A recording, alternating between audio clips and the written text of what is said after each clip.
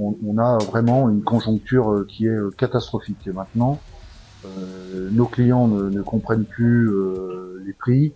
On n'arrive plus à chiffrer parce que les prix augmentent tellement vite que un devis que l'on fait le lundi, on ne sait pas si on va être compétitif le vendredi. Les artisans sont concrètement touchés par l'augmentation des prix, plus 52% pour le gasoil. Le gasoil non routier qu'on utilise dans les engins, c'est plus 64%. Les granulats qu'on achète dans les carrières, tous les matériaux qu'on achète chez les négoces, c'est des augmentations comprises entre 5 et 10%. Donc un artisan qui a fait un devis au mois de mars ou au mois de février avant le début du conflit, eh bien là, d'ores et déjà, au 1er avril, c'est quasiment 20% d'augmentation sur les matériaux, c'est-à-dire à peu près 10% d'augmentation du coût chantier. Et la marge dans les entreprises du bâtiment et des travaux publics, c'est 3%, 4%.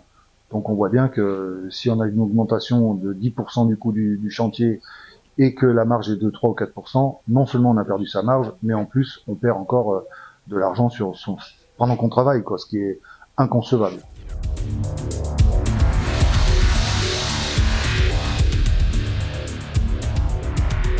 Des réponses adaptées et urgentes. Pourquoi ? Parce que nous, artisans du bâtiment, on n'a pas d'impact sur les mécanismes économiques. Nous, on achète et on revend avec de la main-d'œuvre.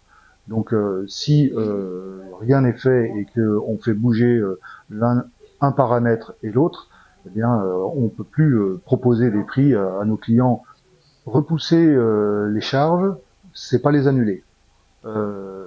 Cumuler des dettes, c'est pas gérer une entreprise. Le prêt de 50 000 euros, le prêt flash de 50 000 euros à 3,8%, c'est une catastrophe pour une entreprise. En fait, on fait ça en attendant de mourir, non, ça c'est des solutions, des pansements sur des jambes de bois, excusez-moi l'expression.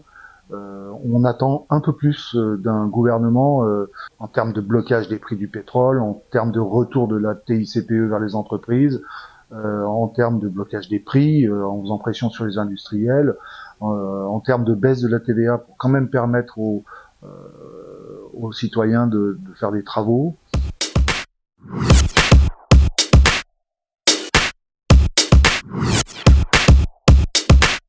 Donner un conseil aux artisans, moi qui en suis président de la CAPEB certes, mais artisan maçon. Pour ceux qui ont un carnet de commandes déjà à long terme, pour l'instant, je dirais, s'ils peuvent repousser la production de leur devis en attendant de voir une stabilisation du marché, ça peut être une solution.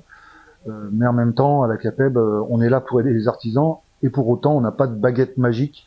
Je pense que c'est plutôt au gouvernement de vraiment avoir un geste envers les petites entreprises du bâtiment et des travaux publics pour leur donner une bulle d'air et juste leur permettre de travailler.